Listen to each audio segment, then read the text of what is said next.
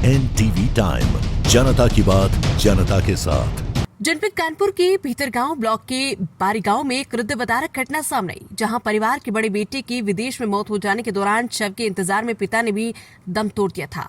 वहीं मामला संज्ञान में आने के दौरान कानपुर जिलाधिकारी ने बारी गांव पहुंचकर मृतक के परिवारजनों से मुलाकात की, जहां उन्होंने मृतक की पत्नी सुनीता को उसके पति अनादि का शव पैतृक गांव वापस लाने का आश्वासन दिया।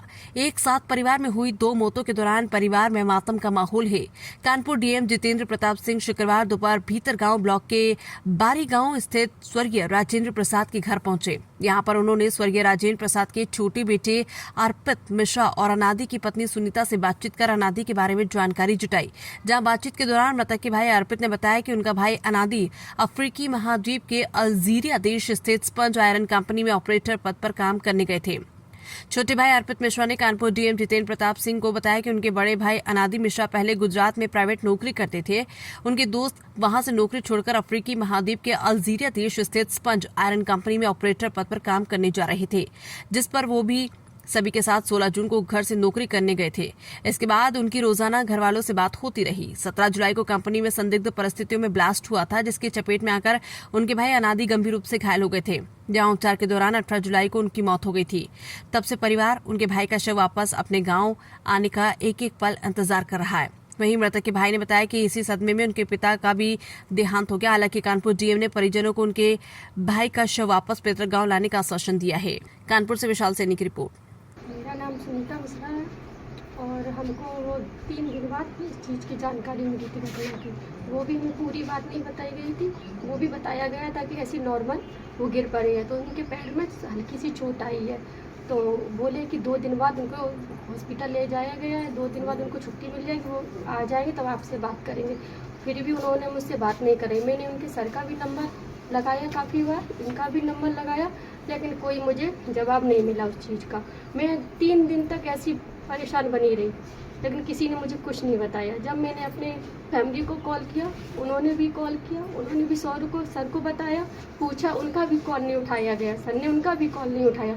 फिर चौथे दिन का ही हम लोगों को पता लगा है कि वो नहीं रही, उनका एक्सीडेंट हो गया, आग लगी है उसमें प्लांट में, उसमें वो गैस से वो हो गए। फिर भी ना उन्होंने फ़ोटो दिखाई, ना ही कुछ फ़ोन दिखाया, ना ही बातचीत कराई, कुछ भी नहीं कराया हॉस्पिटल में उन्होंने।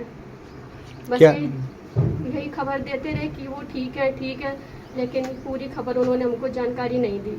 अब भी नहीं पूरी जानकारी दे रहे हैं उस चीज़ की कि क्या हुआ उनके साथ, क्या कैसे हुआ, कुछ नहीं पता है।